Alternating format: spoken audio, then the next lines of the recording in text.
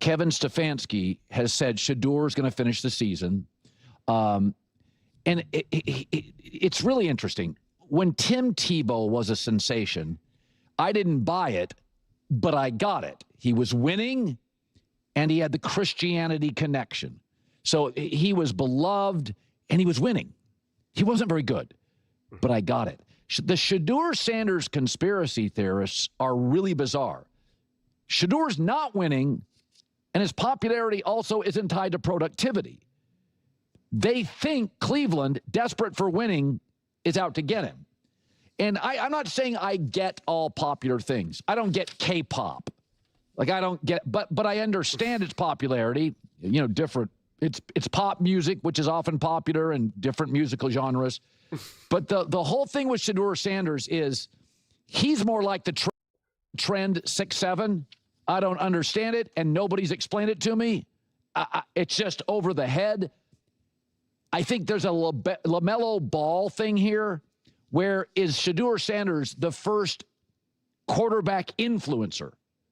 That's what I think it is that you see this stuff all the time. You see these young business people, and their product's not very good or it's average, but they play Instagram well and TikTok, and there's people making millions of dollars, and they're like influencers. I think Shedeur Sanders is our first quarterback influencer. I think LaMelo Ball had that feel. Like, LaMelo wasn't a winning player, but he connected with the kids. And so I'm happy for Shedeur Sanders. I honestly think he's kind of a chill kid. He's a little silly for me. I like my quarterbacks to be a bit more serious and adult. That's not his thing. But the whole conspiracy theory group, like Tebow was winning Christianity, I got it. Shedeur is much better. I think it's this simple. And I don't know why everybody can't see this. Dylan Gabriel, because he came out of a college program with better coaching, Oregon, was more prepared initially than Shedeur. But Shedeur is more talented. And so Dylan was better to start early, but Shedeur's talent eventually would surpass low-ceiling Dylan Gabriel. It's not that's, and this happens all the time. Anybody listening or watching that has kids, sometimes boys grow more slowly than girls. They mature more slowly. Dylan comes out of a football factory in Oregon. He is well coached and well schooled. He's won a lot of games, great coaching, NFL players around him. Oregon's an NFL factory, and he's ready sooner than Shedeur is. Shedeur comes from Colorado. Not a lot of NFL guys around him. Travis Hunter was great. The coaching staff isn't as good as Oregon. He's too loose. He's too immature. He's not quite ready. He's getting speeding tickets. He's not ready.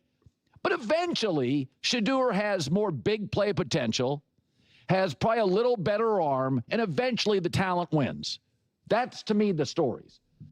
The dynamic surrounding this entire situation is genuinely fascinating. I recently produced a video that drew considerable criticism, with many viewers asserting that I focused excessively on the overarching narrative and the persona of Shedeur Sanders, rather than conducting a granular analysis of the actual football game.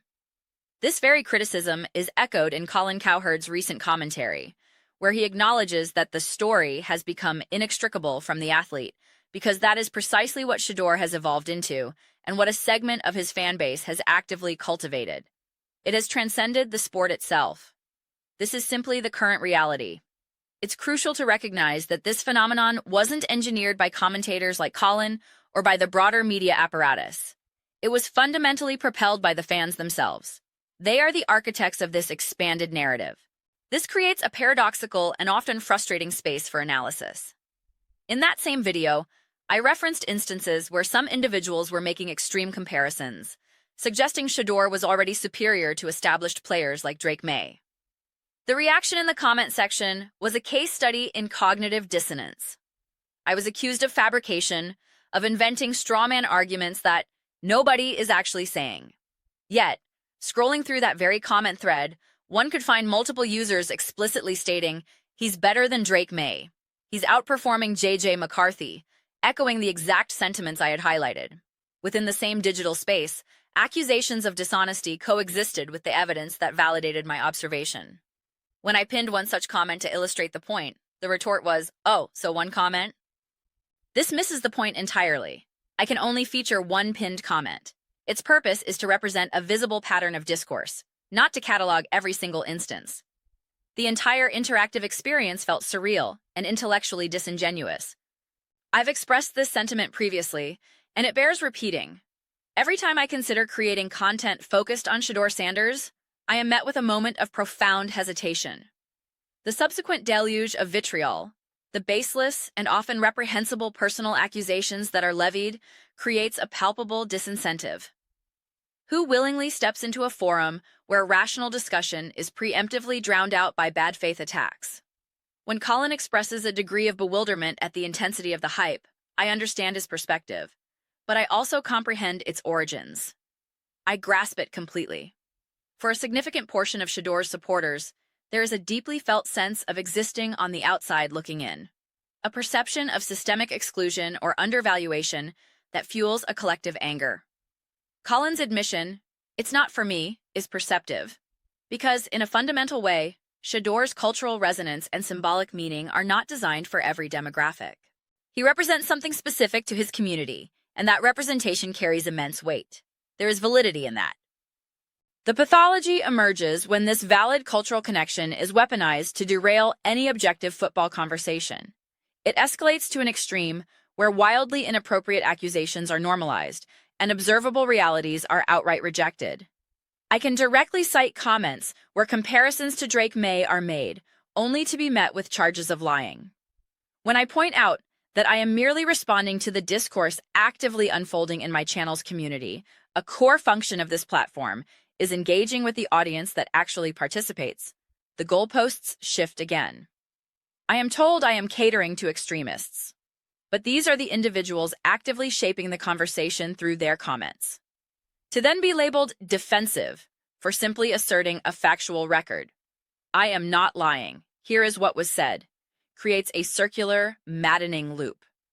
It is an inherently frustrating experience to have your integrity challenged for reporting on the dialogue happening in your own digital space. Colin's framing of his confusion is telling.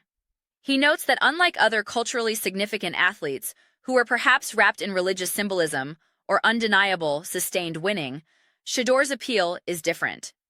His supporters would counter that he was a winner, and they often cite metrics like his collegiate completion percentage to construct arguments about his inherent accuracy and greatness, regardless of broader contextual evaluation.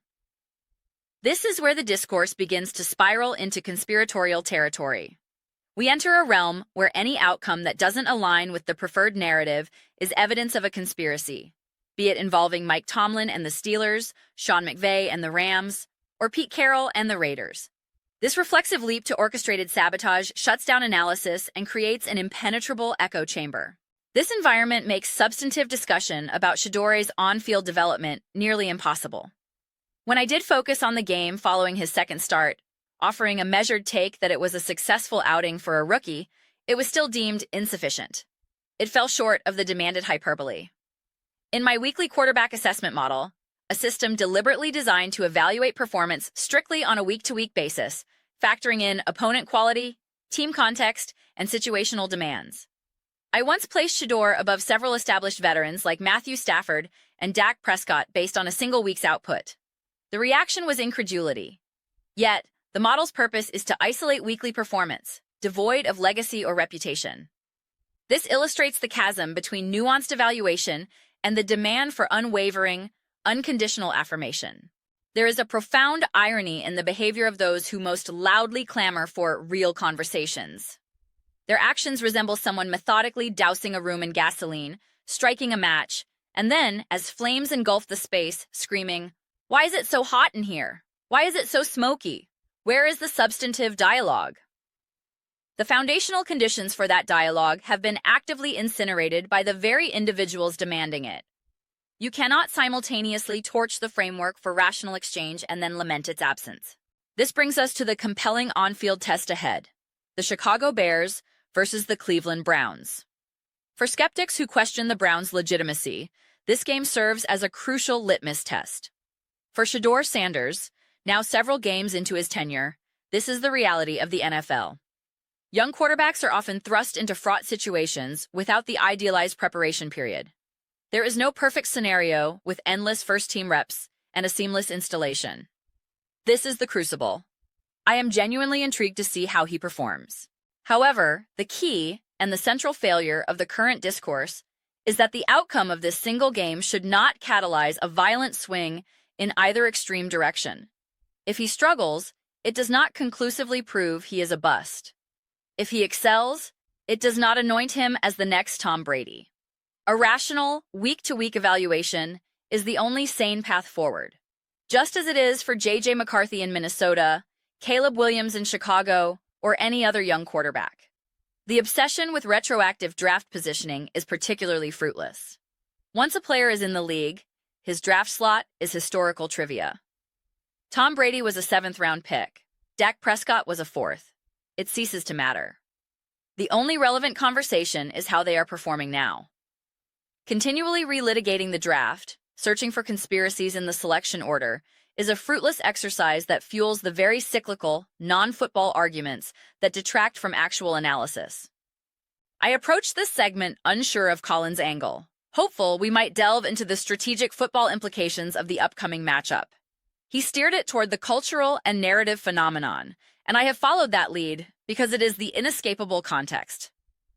My own recent take on the subject was, I believe, grounded, fair, and nuanced. I spoke for an extended period without leveling a single negative criticism at Shedeur Sanders himself. I even attempted to articulate an understanding of the cultural resonance that Colin found perplexing. Despite this, I am certain the response from a vocal faction will be predictable. Accusations of being a hater, a doubter, of harboring some malicious desire for him to fail. This is the definition of a lose-lose scenario for any analyst seeking balance.